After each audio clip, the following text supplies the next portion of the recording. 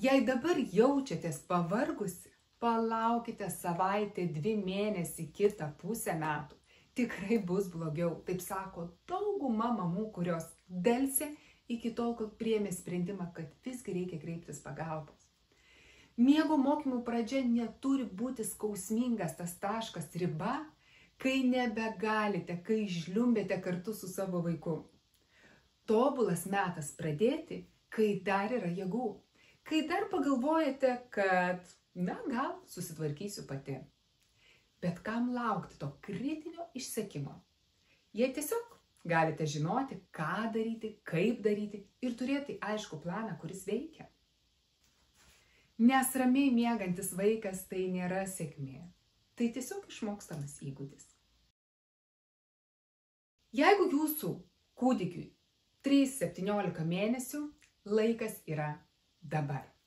Tai tikrai yra brandus metas formuoti įgūdį, kuris tarnaus jam tikrai ilgai. Tai nėra jokie cry it out metodai. Niekas nepaliks vaiko vieno verkti ir laukti, kol jis stebuklingai išmoks. Tėvai šiame procese dalyvauja, ramina, guodžia, kalba, daro tikrai daug veiksmų, bet daro su struktūra ir be jokio chaoso. Šiltas, apgalvotas kelias link to savarankiško miegelio. Ši programa skirta padėti jums suprasti, kas vyksta su jūsų kūdikio miegu, kodėl jis miega taip, kaip miega ir ką jau būtent dabar galima keisti, kad jūsų dienos, tiek jūsų naktis tiesiog būtų ramesnis. Jūs gausite aiškius konkrečius žingsnius, nuo dienotvarkės iki miego būdravimo langų, iki nusiraminimo įgūdžių.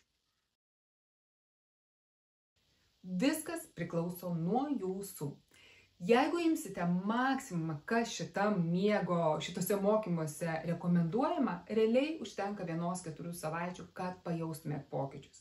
Jeigu rinksitės, lėtesnę pradžią, lėtesnį ritmą, užtruksite šiek tiek ilgiau, bet vis tiek gausite pokyčius. Nesvarbu, ar imsite visas mokymus, ar pasirinksite tik dalį jų, pokyčiai vis tiek bus. Tikrai ne.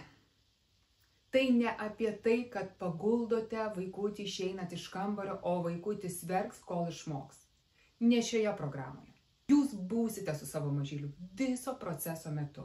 Raminsite, guosite, padėsite, bet darysite tai struktūrizuotai, su taisyklėm, be chaosų, su pasitikėjimu ir didžiulė meilė. Nepaguosiu. Bus. Mažesnių, didesnių, pirmomis dienomis gal net labai didelių ir tai tikrai bus normalu. Niekam nepatinka pokyčiai. Dauguma šeimų patiria daugiausia emocijų per pirmas 3 paras. Bet jeigu jūsų vakarai jau ir dabar pilni ašarų, nervinimasi, valandas trunkančio užmigimo, ar tikrai verta tęsti taip, kaip turite dabar?